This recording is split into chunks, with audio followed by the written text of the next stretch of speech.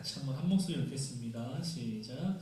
그러므로 너희는 하나님의 택하사 거룩하고 사랑받는 자처럼 긍휼과 자비와 겸손과 온유와 옳은 참음을 오짓고 누가 누구에게 불만이 있거든 서로 용납하여 피차 용서하되 주께서 너희를 용서하신 것 같이 너희도 그리하고 이 모든 것 위에 사랑을 더하라. 이는 온전하게 매는 뜻이라. 아멘.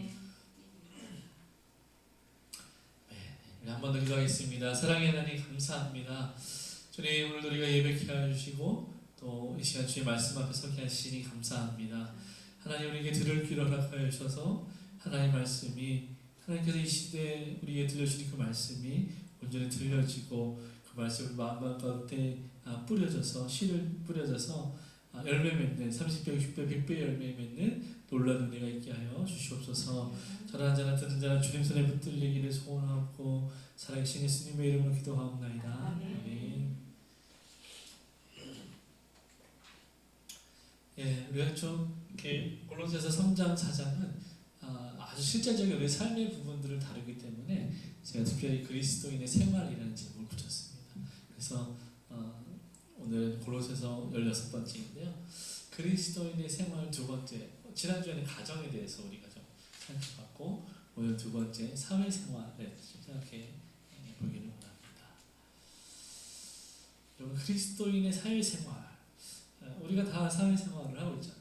이 사회생활에는 그냥 일반적으로 우리가 사회, 친구들을 만나는 것도 있고 어떤 이제 공동체 안에 들어가는 것도 있고 직장생활도 있고 뭔가 여러 가지 이 모든 것들을 총 망라한 것을 우리가 사회생활이라고 합니다. 나 이외에 다른 타인과 관계하는 그 모든 활동을 우리는 사회생활이라고 해요. 그래서 어떻게 보면 가정도 사회생활의 범주 안에 들어갈 수 있는 것이죠. 그래서 우리는 지난주 가정을 다뤄봤기 때문에 이 전체적인 사회생활이라는 것을 할 때 우리가 그리스도의 사람으로서 어떻게 그런 사회생활을 할 것인가 오늘 이 본문을 통해서 좀 살펴볼 텐데 오늘은 그 사회생활의 베이직 편입니다. 아주 기초 원리에 대해서 좀 우리가 생각해 보려고 합니다. 아주 제가 두 번, 지금 세 번째 보고 있는 드라마인데요. 미생이라는 드라마입니다. 너무 사실적인 표현이 있는 이 정말 청년들이 공감하는 드라마인데 그 미생이 바둑 영어라고 해요. 그래서 아직 뭔가 이루어지지 않은 아무것도 아닌 상태를 미생이다라고 한다고 합니다. 그러니까 이 그 미생이라는 말처럼 아무것도 이룬 것 없는 이 사회 초년생이 이제 회사에 입사해서 겪게 되는 고초들, 어려움들로 자충우돌하는 것들, 그 안에 성장해 나가는 것들, 이런 것들을 그린 드라마 미생인데 참 여러 사람의 공감을 받게 됩니다. 어쩌면 이 시대 청년들이 이 드라마 한 편을 자신들의 사회생활의 교과서처럼 생각할 정도로 열심히 보기도 하죠. 물론 이제 그 오피스를 배경으로 하기 때문에 블루칼라들에게 조금 다른 배경일 수 있지만 그 안에서 일어나는 일들은 되게 비슷합니다.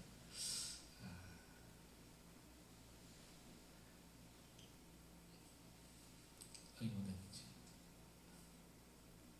네 많이 바뀌어버렸네요.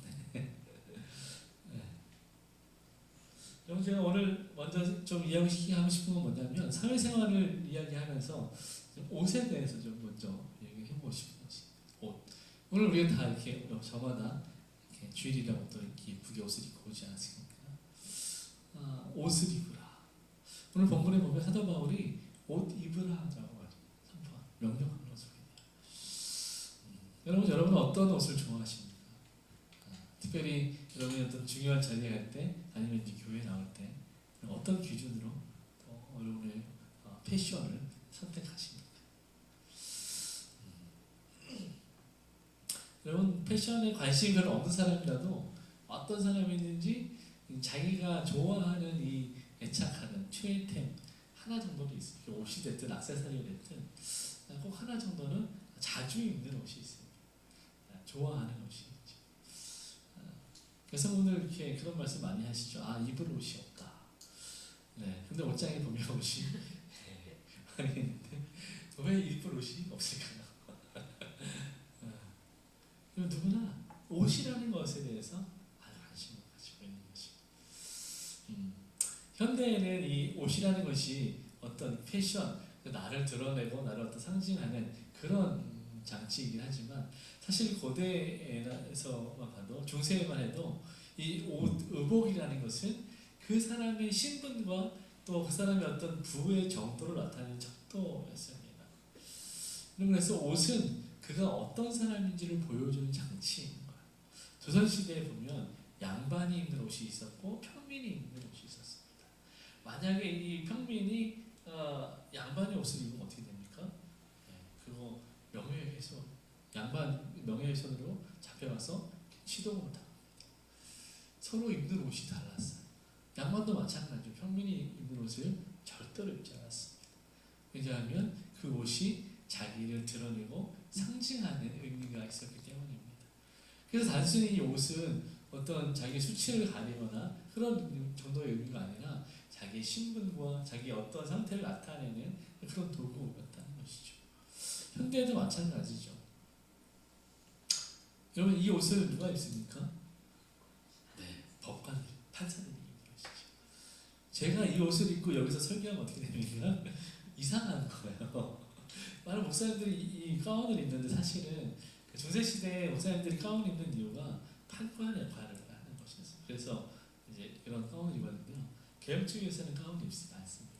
성경과 맞지 않다고 생각하기 때문에 이런 목사가 판사가 아니잖아요. 목사의 말씀을 전하는 사람이지 판사가. 그래서 개혁주의 교회에서는 가운을 입지 않습니다. 그렇다고 해서 다른 교회 가는데 목사님 가운을 입었는데 정죄하시면 안 됩니다. 그럴 수도 있어요. 그러니까 그렇구나라고 하시면 됩니다. 누가 이런 옷을 입습니까? 네, 써있죠. 의사들이 이런 옷을 입어요. 네. 여러분 제가 저 옷 입고 여기서 설교하면 이상한 거. 여러분이 저 옷 입고 출근하면 이상한 거잖아요. 의사들은 네. 누가 이런 옷을 입습니까? 군인들. 여러분 이런 군인 없습니다. 없어요. 이렇게 잘생긴 군인 없습니다. 네. 군인들이 입는 옷이에요.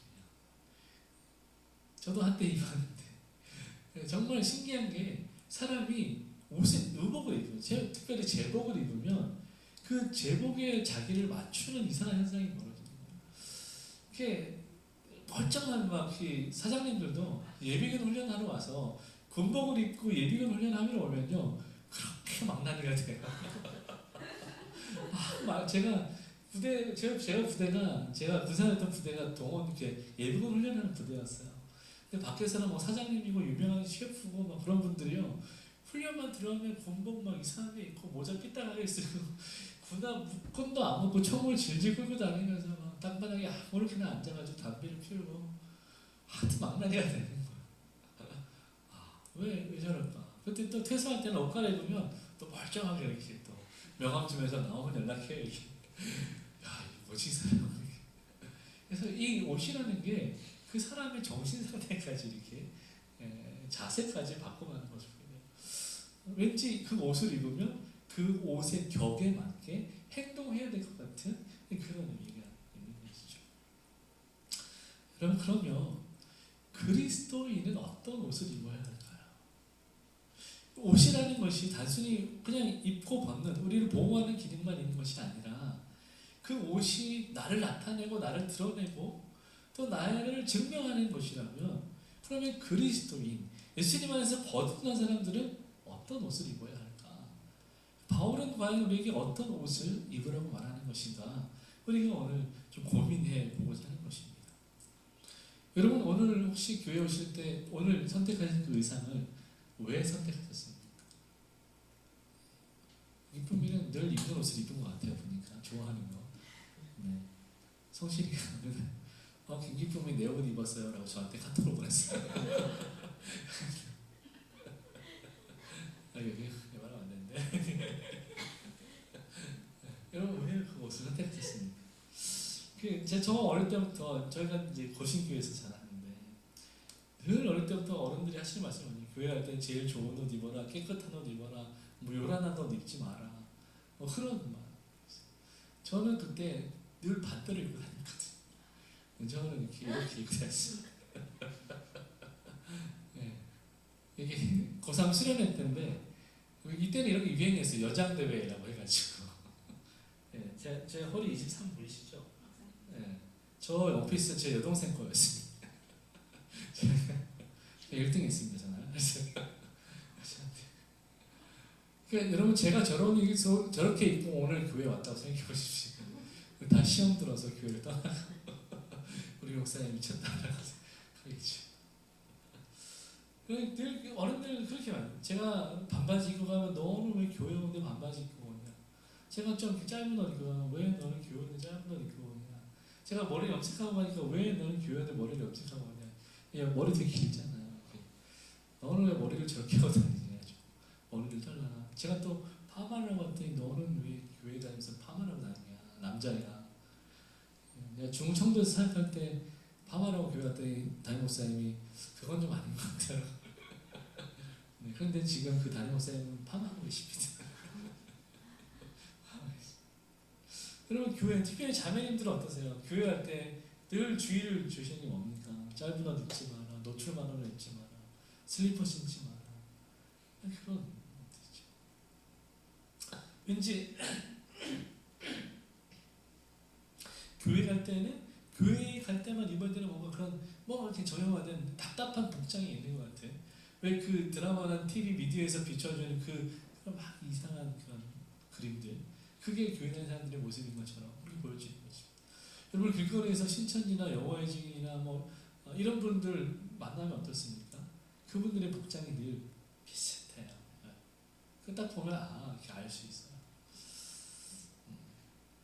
본질적인 것이 아닌데 그것들로 마치 그렇게 해야지만 하나님 잘 믿는 것처럼 그렇게 포장되는 것이죠.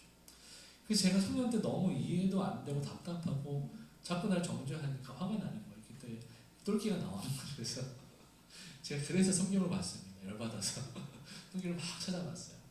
근데 성경에 제가 깜짝 놀란 것은 뭐냐면 생각보다 복장에 대한 이야기가 성경에 많이 있어요.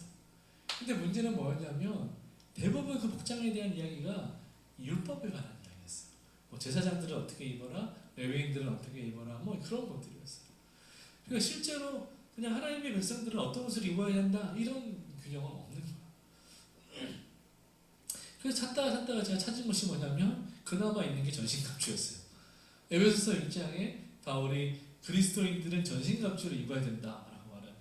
이게 뭐냐면 구원의 투구와 의의 흉배, 진리의 허리띠, 그리고 믿음의 방패, 평안의 복음의 신발, 성령의 검, 이렇게 하나님의 전신갑주를 입고 세상에서 영적 전쟁을 해야 된다라고 하는 거예요. 이게 제가 찾은 유일한 그리스도인이 입어야 되는 옷이었어요. 근데 여러분 이렇게 입고 우리가 다닐 수는 없잖아요. 이게 바울이 왜 이렇게 했냐면 그 당시에 바울이 봤던 로마 병사들의 복장이었어요. 그 로마 병사들의 복장에서 착안해서 우리가 하나님 우리는 그리스도의 군사로 부르셨는데 그리스도의 군사답게 이렇게 입고 이렇게 액세서리를 착용하고 영적 전쟁에 나가야 된다라고 할 때 우리의 구원으로 투구를 삼아서 우리 머리를 보호해야 돼. 그리고 진리로 허리띠를 삼고 의의 흉배를 우리 가슴을 보호하고 성령의 하나님의 말씀을 검을 들고 세상에 나가 승리해야 된다라고 이 바울이 말하는 거죠. 그리고 믿음으로 방패 삼아야 된다. 복음의 신을 신고 땅까지 나가서 복음을 전해야 된다. 바울이 그런 의미로 전신갑주를 입어야 된다고 하는 거예요. 근데 문제는 뭡니까? 전신갑주를 입고 우리가 돌아가서 다닐 수는 없어요. 그럼 우리는 도대체 무슨 옷을 입어야 되는가? 왜 집사님들, 권사님들은 자꾸 나한테 옷에 대해서 이야기하는가? 무슨 옷을 입으라는 건가? 그럼 자기들도 다 그냥 입어요. 나만 보면 그런 거야. 그래서 제가 가만히 집중해 보면 뭐냐면 그럼 예수님은 어떤 옷을 입으셨나? 물론 성경에 어떤 기록이 있지는 않습니다. 그럼 우리가 유추하기는 예수님은 이렇게 입고 다니셨을 것이다 라는 거예요. 지금 예수님이 입은 옷이 좋아 보입니까? 비난 것도 아니죠. 여러분 그 당시에 유대인 남자들이 흔하게 입는 옷이었습니다. 메이드인 시장입니다. 그냥 시장에서 파는 싼 옷이었어요. 요즘 예수님은 아주 그 서민층이었습니다. 그렇기 때문에 부자들이 입는 옷을 입을 수가 없었어요. 악세사리를 하거나 몸을 꾸미거나 그럴 여유가 없었습니다. 그러니까 노동자들이 흔하게 입을 수 있는 그런 옷을 예수님은 입고 다니셨습니다. 그 옷 입고 성전에 가셨고요. 그 옷 입고 회당에서 말씀을 전하셨고요. 그 예수님은 그 당시에 사람들이 입는 옷, 예수님의 옷은 유대 문화에서 나온 옷입니다. 유대인들이 흔히 입는 옷을 입으셨다는 거예요. 심지어 예수님은 샌들을 신고 회당에 올라가서 심지어 설교하셨습니다. 여러분, 제가 미국 교회 갔는데 막 찬양 끝나고 이제 목사님 설교로 나오시는데 제 눈을 이렇게 다죠. 저분이 진짜 목사님입니까? 아주 이렇게 패셔너블하게 머리가 하얀데 이렇게 다 단발하시고 저처럼 이런 옷을 이렇게 딱 접으시고 롤러 하시고 스니커즈를 신고 팔찌를 하시고 목사님이 나오셔서 수염도 이렇게 하얀 수염을 기르시고 나와서 누가 우리의 유시입니까? 설교하시는데 굉장하더라고요. 저거다 이렇게 그런 마음이 들었어요. 저도 이렇게 사실 이렇게 평범한 목사님들 같지는 않잖아요. 문화를 따라가는 것이죠. 물론 우리가 세상의 유행을 따라가는 말은 아니지만 그 문화 안에서 허용된 것들을 우리가 하나님의 주신 자유 안에서 누릴 수 있다는 것입니다. 이런 것이죠. 여러분, 아프리카에서는 아프리카에 맞는 복장이 있습니다. 러시아에는 러시아에 맞는 복장이 있어요. 여러분, 그런데 기후와 환경과 문화는 똑같은데 옷만 바꿔 입어야 된다고 생각해 보십시오. 좀 어떨까요? 둘 다 죽이는 겁니다. 근데 많은 교회들이, 많은 성도들이 오랫동안 이런 오류를 경험하고 있다는 것입니다. 우리는 유대인이 아니에요. 그런데 자꾸만 유대인처럼 살라고 하라, 유대인처럼 입으라고 말하는 것. 그건 틀린 것입니다. 그리스도 안에서 거듭난 새 사람답게 진짜 우리가 입어야 될 옷이 있어요. 겉으로 보이는 이 의복이 아니라 우리가 진짜 입어야 될 옷이 있다. 그리스도인은 어떤 옷을 입어야 할까? 만약에 우리가 유대인이었다면, 우리 유대인처럼 입어야 된다면 우리는 다 이렇게 입고 교회 와야 돼요. 여러분, 라피드는 지금도 이렇게 입고 옵니다. 정통 유대인들은 지금도 이렇게 옷 입고 다녀요. 머리도 이렇게 딱 그리스도는 어떤 옷을 입어야 할까? 12절 같이 읽겠습니다. 그러므로 너희는 하나님이 택하사 거룩하고 사랑받는 자처럼 긍휼과 자비와 겸손과 온유와 오래 참음으로 옷 입고. 아멘. 여러분, 성경은 그리스도 안에서 거듭난 성도라면 반드시 입어야 할 옷이 있다고 말합니다. 그것이 바로 긍휼과 자비와 겸손과 온유와 오래 참음.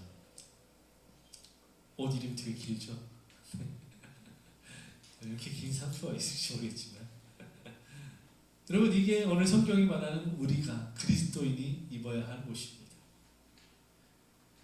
겉으로 보여지는 이런 의복이 아니라 바로 이 옷을 입어야 된다고 말합니다. 이 옷을 입어야 참으로 그리스도인이다, 그리스도인 됨이 나타난다 라고 말하고 있는 것입니다. 여러분, 우리가 집에서나 외출할 때는 항상 옷을 입고 생활하는 것처럼 우리의 모든 생활 속에서 이 옷을 입고 있어야 한다고 바로 말하는 것입니다. 그래서 이것은 어떤 상황 속에서 내가 노력해서 해야 될 일이 아니라 이미 입고 있기 때문에 항상 작동하고 있는 원리라고 보는 것이 더 옳습니다. 옷을 입고 있잖아요. 우리 입고 나왔잖아요. 이미 입고 있는 거예요. 그러니까 어떤 상황에 따라서 우리가 다시 어떤 옷을 입을 필요가 없다는 것입니다. 그것이 바로 오늘 바울이 이 5가지 옷을 입으라고 말하는 것의 의미입니다. 긍휼과 자비와 겸손과 온유와 오래 참음, 이것은 우리가 예수님 영접할 때에 성령님이 우리 가운데 입혀주신 옷이에요. 그래서 우리가 어떤 상황이 날 때마다 이것을 바꿔 입을 필요가 없다는 것입니다. 이것은 이미 우리가 입고 있는 옷이에요. 그래서 이미 우리 안에서 이것은 모든 상황 속에서 작동하고 우리가 어떤 사람인지를 드러내고 나타내 보여주는 법이 있습니다. 보여주고 있는 것입니다. 지난주 사진인데 기쁨이 지난주랑 똑같은 옷 입고 왔죠. 네. 기쁨이가 좋아하는 옷이. 네. 성경 공부할 때도 이 옷 입고 왔어요.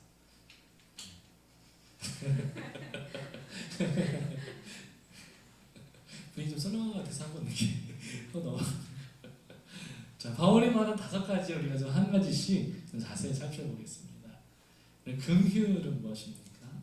긍휼은 공감하는 거야.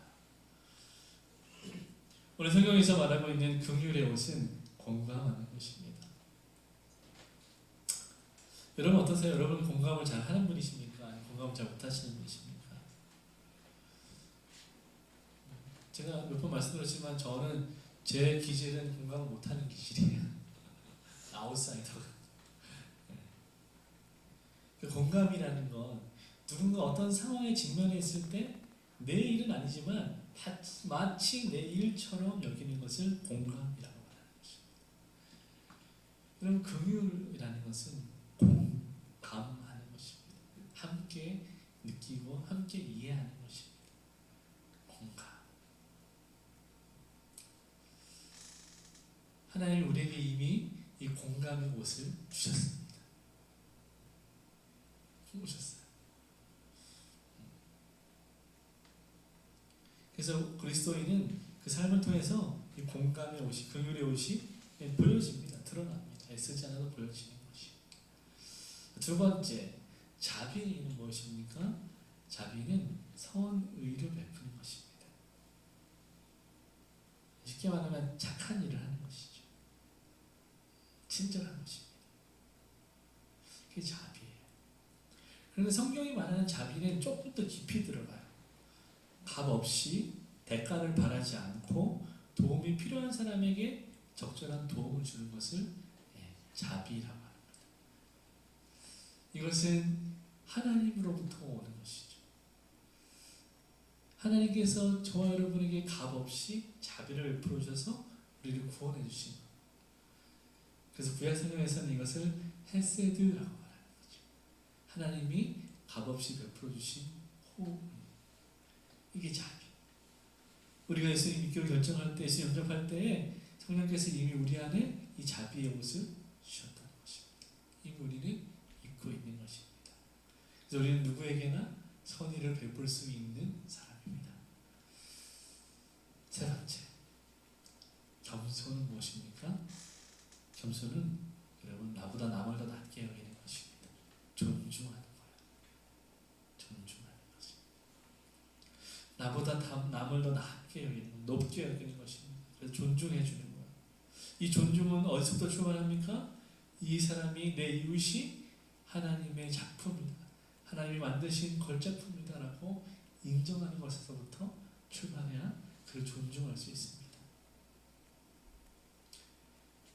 여러분이가 실수하고 존중하지 못하는 이유가 뭐냐면 그 사람을 인정하지 않기 때문에 존중하지 않는 것입니다.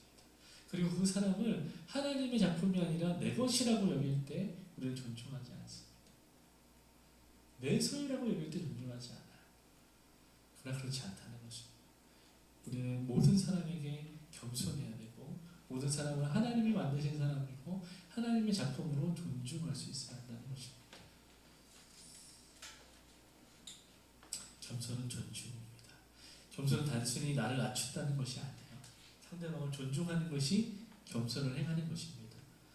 상대방을 존중하지 않고 나만 낮추는 것은 사실은 겸손한 것이 아닙니다. 그것은 그냥 자기 비하이고 자기 만족입니다. 그래서 존중이 없는 겸손은 오히려 교만에 가깝습니다.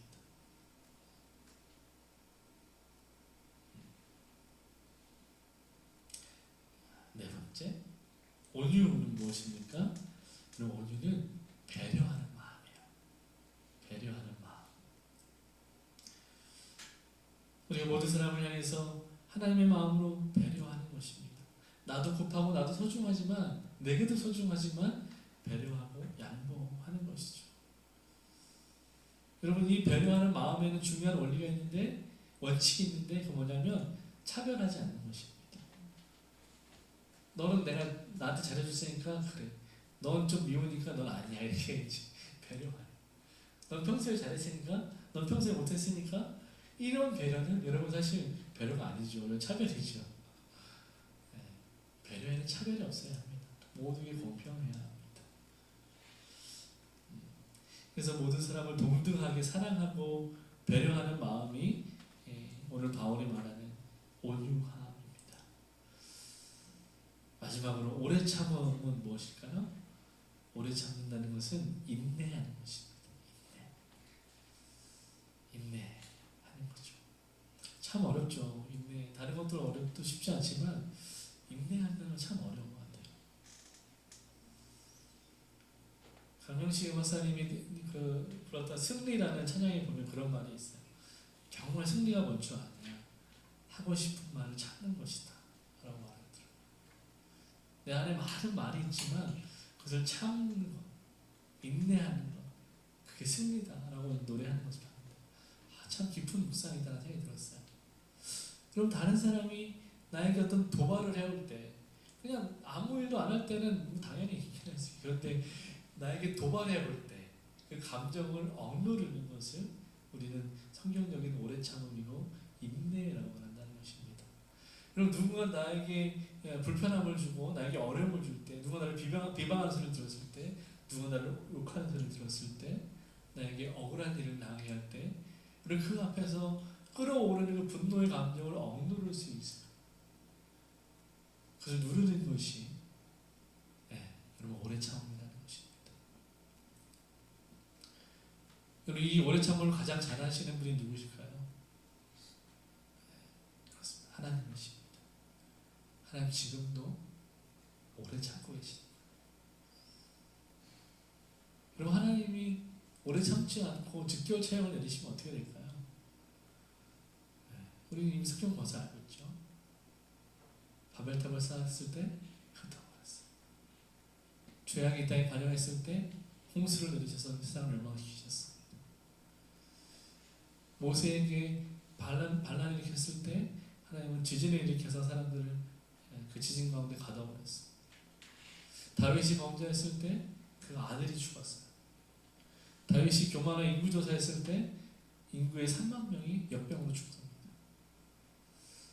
하나님이 인내하시지 않으면, 오래 참지 않으시면, 즉결 처형하시면 그 자리에서 끝나는 거예요. 그 하나님 좋아함에 대해서, 세상에 대해서 지금 오래 참고 계십니다. 그 우리의 도발 앞에서 분노를, 감정을 억누르고 계십니다.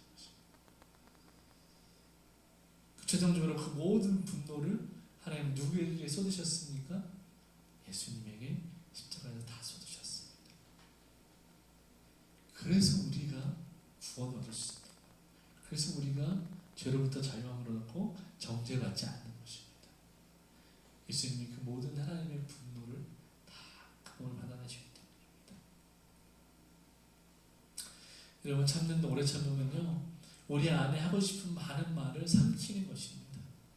그래서 오래 참는다는 것은 오직 주님만 내 안에 말씀하시도록 나를 낮추고 마음을 드리는 순종의 행위가 되는 것입니다.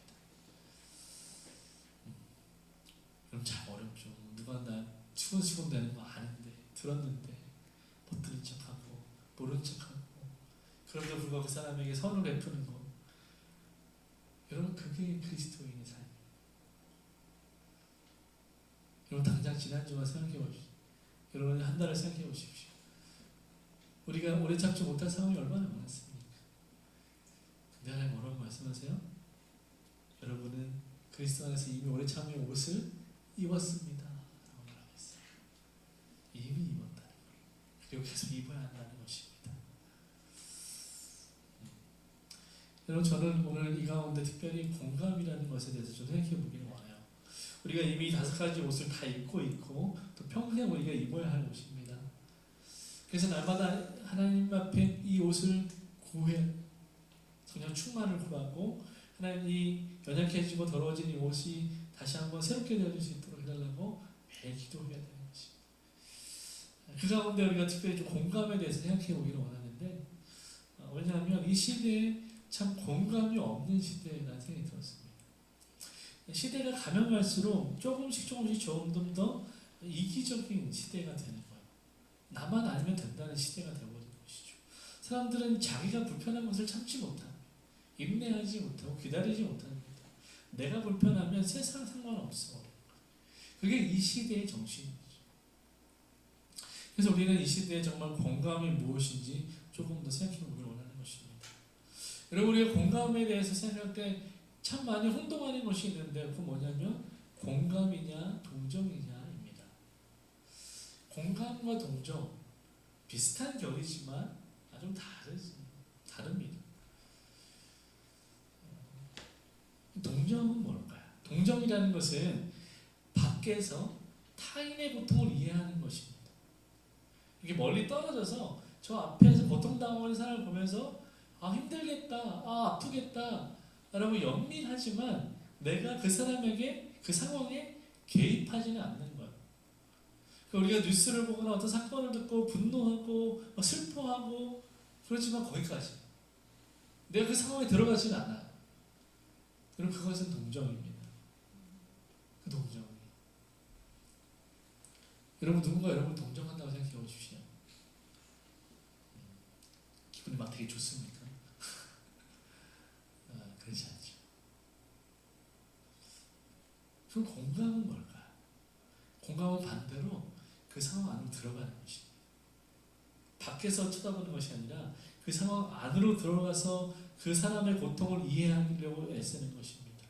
그리고 그 상황에 개입해서 그 고통을 함께하는 것입니다. 이게 공감이에요. 이게 공감입니다.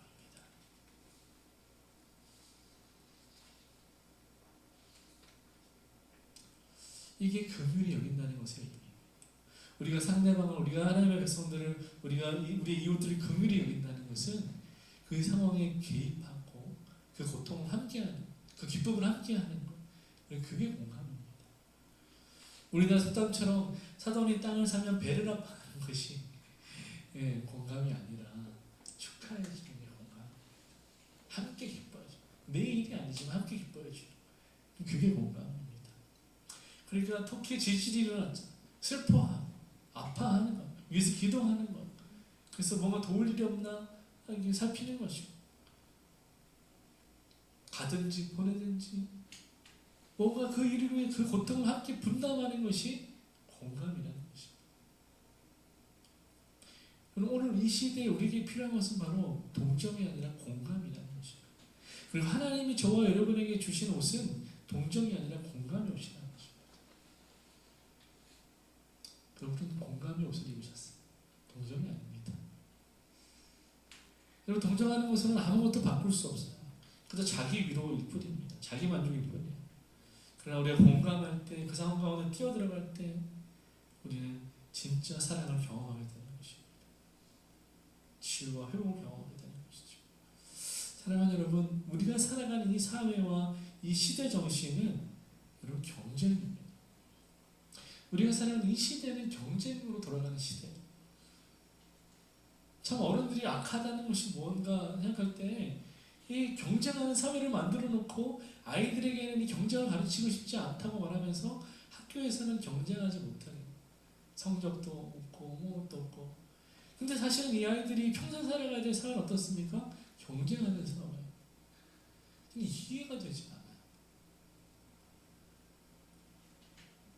그 안에서 바르게 규칙대로 경쟁하는 법을 가르치는 것이 오히려 훨씬 더 효과적인 교육일 텐데 가르치지 않아요. 그리고 학교를 졸업하면 아이들은 경쟁. 아니, 이미 경쟁이 시작되죠. 고등학교, 대학교, 상고등학교로 진학할 때마다 완전 치열한 경쟁을 하게 됩니다. 이 사회는 경쟁이에요. 여러분, 우리가 살아가는 모든 사회는 경쟁이에요. 여러분, 오늘 집에서 교회까지 오는 그 운전하면서 오는 도로, 그 도로 안에서 우리는 경쟁하면서 앞서거나 뒤서거나. 여러분, 직장에서, 가정에서, 사회에서 이런 경쟁의 원리들이 돌아가고 있는 것입니다. 그러나 하나님이 우리에게 요구하시는 그리스도의 정신은 무엇입니까? 컴패션, 공감하는 사회입니다. 이 시대는 경쟁하는 사회로 돌아가고 있지만 하나님은 이 시대의 경쟁이 끊어지고 공감하는 사회로 회복되기를 원하시는 것입니다. 그래서 우리에게 긍휼을 베풀려고 긍휼의 옷을 주신 것입니다. 우리가 먼저 공감하는 사람이 되어야 하는 것입니다. 그래서 공감하는 사회를 만들어 가야 하는 것입니다. 그리스도인의 사회생활은 공감을 실천하는 사회인이 되어야 하는 것입니다.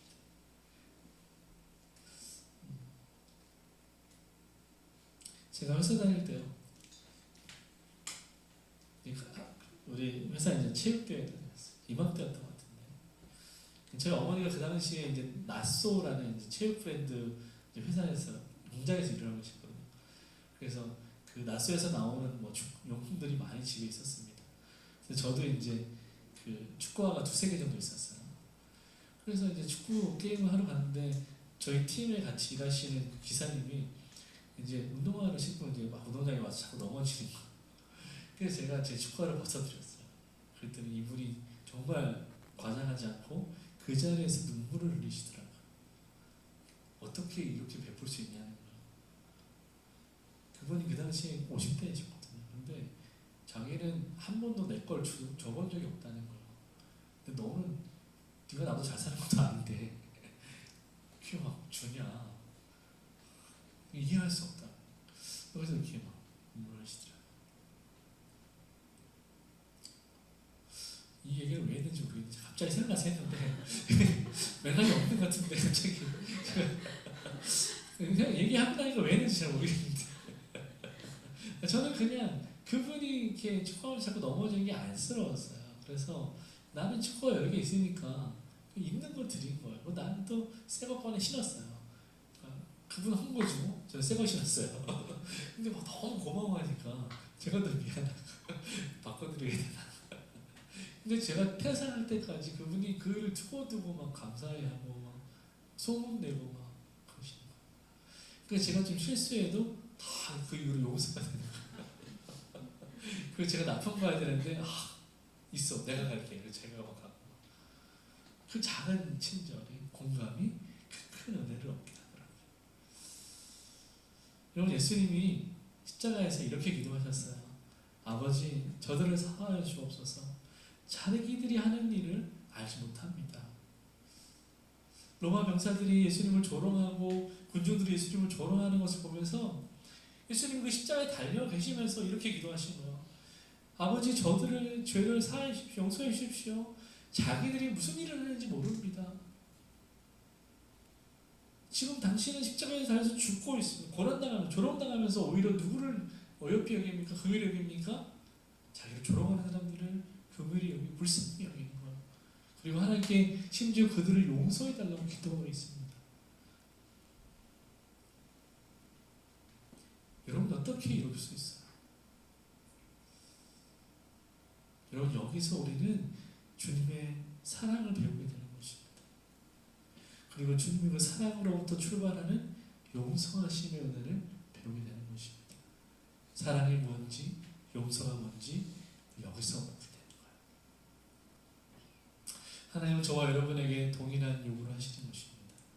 너에게 이 5가지의 옷이 이미 주어졌다. 너 입고 있다. 그러니까 나처럼 너희도 사랑하고 용서하는 삶을 살아라. 공감하는 사회를 만들어라. 하나님 그렇게 우리에게 말씀하시는 것입니다. 여러분 그리스도인의 사회생활 마지막 베이직 편. 그래서 오늘 우리가 이 베이직 편에서 반드시 기억해야 될 것은 뭡니까?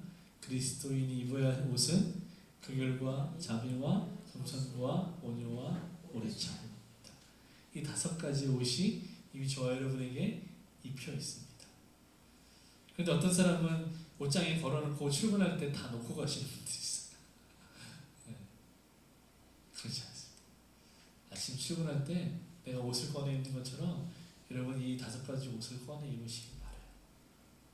이 옷을 입고 직장으로, 학교로, 사회로 여러분 나아가십시오. 14절 말씀 함께 읽겠습니다. 시작. 이 모든 것 위에 사랑을 더하라. 이는 온전하게 매는 뜸이라. 아멘. 이 5가지 옷 위에 무엇을 더하라고 말합니까? 사랑을 더하라 라고 하네요. 예수님이 십자가에서 사람들의 너를 조롱하는 사람들의 죄를 용서해 주시는 것처럼, 그렇게 기도하신 것처럼 우리도 이 5가지 옷을 입고 그 위에 사랑을 더하는 것입니다. 그 옷을 입고 우리가 향수를 뿌리고 스킨을 바르듯이 사랑을 더하는 것입니다. 그래서 이 사랑이 우리에게, 우리가 지나갈 때마다 사람들이 우리에게서 이 사랑의 향기를 맡아야 되는 것입니다. 사람들이 우리를 만날 때마다 좋은 향이 나, 이렇게 해요. 사람들이 만날 때마다 똥냄새 나, 이렇게 하면 안 되잖아요. 담배 냄새. 당신 만날 때마다 좋은 냄새가 나, 무슨 냄새야? 이렇게. 이것은 사랑의 향기입니다. 이렇게 말해줘야 되는 것이죠. 물론 말보다 더 중요한 건 우리 그 사랑으로 실천하고 살아가는 것이겠죠. 우리가 예수님 믿고 거듭날 때 이미 하나님께서 우리에게 이 새 옷을 입혀주셨어요. 여러분, 우리가 옷을 입지 않으면, 옷을 입지 않고 밖으로 나가면 어떻게 됩니까? 수치를 당하죠. 부끄러움을 당하죠. 우리가 하나님이 우리에게 주신 5가지 옷을 벗어놓고 나가면 우리는 사람들에게 수치를 당하는 존재가 되는 것입니다. 그래서 복음서에 뭐라고 말합니까? 소금이 그 맛을 잃어버리면 어떻게 된다고요? 땅에 버려져서 사람들에게 밟힌다고 말합니다. 쓸모없는 존재가 되는 것입니다. 그러나 우리가 그 옷을 입고 세상으로 나갈 때 어떻게 됩니까? 우리는 거룩하고 복되고 영광스러운 존재가 되는 것입니다. 하나님이 쓸모없는 우리에게 이 거룩한 옷을 입혀주셔서 영광스러운 존재 되게 하실 줄 믿습니다. 우리가 영광스러운 복된 옷을 이 한 주간 잘 입는, 잘 입고 살아가는 누리가 되기를 주님 여러분 축복합니다. 네, 기도하겠습니다. 사랑의 하나님, 감사합니다. 하나님, 오늘 이 5가지 옷을 우리에게 입으라고 또 말씀하신 주님을 찬양합니다. 하나님, 긍휼과 자비와 겸손과 온유와 오래 참음이라는 이 5가지 옷, 그리고 그 위에 사랑을 더하여서 이 한 주간 이 옷을 입고 잊어버리지 않고 하나님이 주신 영광과 기쁨과 소망 가운데 살아갈 수 있도록, 그래서 우리가 이 옷을 입고 살아감으로 말미암아 모두 우리가 만나는 사람들이 하나님의 은혜를 경험하고 치유를 경험하고 회복을 경험할 수 있도록 하나님 축복하여 주시옵소서. 아멘. 지금은 주 예수 그리스도의 은혜와 하나는 하나님의 사랑과 아름다운 성령의 교통하심이 오늘 주의 말씀을 들고 세상으로 나아가는 거룩한 주님의 백성들 머리 위에, 저들의 가정과 직장과 학업 위에, 그리고 이 나라와 북한 땅 위에, 또 열방의 선교사님들의 삶과 사역과 가정 위에 이제부터 영원까지 함께 있을지어다. 아멘.